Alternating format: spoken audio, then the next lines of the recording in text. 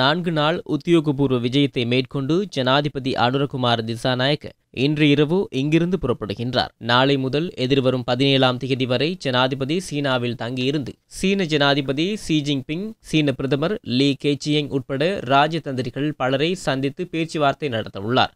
அத்துடன் ஜனாதிபதி தொழில்நுட்பம் மற்றும் விவசாயத்துறை அபிவிருத்தி உட்பட வறுமை ஒழிப்புக்கான பல்வேறு விடயங்கள் தொடர்பாக பல சுற்று பேச்சுவார்த்தைகளை நடத்தவுள்ளார். உயர்மட்ட வர்த்தக சந்திப்புகளிலும் ஜனாதிபதி அனுரகுமார திசாநாயக்க கலந்து கொள்ளவுள்ளார்.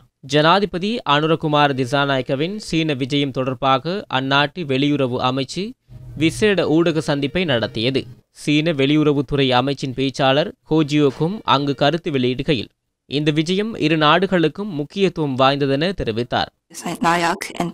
அனுரகுமார் திசாநாயக்க ஜனாதிபதியாக பதவியேற்றதன் பின்னர் சீனாவுக்கான உத்தியோகபூர்வ விஜயத்தை மேற்கொள்ளும் முதல் சந்தர்ப்பம் இதுவாகும். இது இரு நாடுகளுக்கும் இடையிலான உறவுகளை வலுப்படுத்த முக்கியத்துவம் வாய்ந்ததாகும். இலங்கை ஜனாதிபதி, சீன ஜனாதிபதி ஷி ஜின்பிங், சீன பிரதமர் லீ கெச்சியங் ஆகியோரையும் சீன மக்கள் தேசிய காங்கிரஸ் நிலையியல் குழுவின் தலைவர் சஹேவோ லெஜையை சந்தித்து பேச்சுவார்த்தை நடத்தவுள்ளார். சீனாவும் இலங்கையும் நீண்டகால நண்பர்களாவார். இன்று இரு நாடுகளின் உறவுகள் மிகச் சிறந்த மட்டத்தில் காணப்படுகின்றன. இந்த உறவுகளை மேலும் வலுப்படுத்துவதற்கு இலங்கை ஜனாதிபதியின் இந்த விஜயம் முக்கியத்துவம் வாய்ந்ததாகும். ஒரே மருங்கு ஒரே பாதை எனும் வேலை திட்டத்தை அபிவிருத்தி செய்து அரசியல் நம்பிக்கையை உறுதிப்படுத்துவதற்கு சீனா அர்ப்பணிப்புடன் செயற்படும். இதனூடாக இரு நாடுகளுக்கும் இடையிலான நீண்டகால உறவுகளை மேலும் வலுப்படுத்துவதற்கு இது வாய்ப்பாக அமையும்.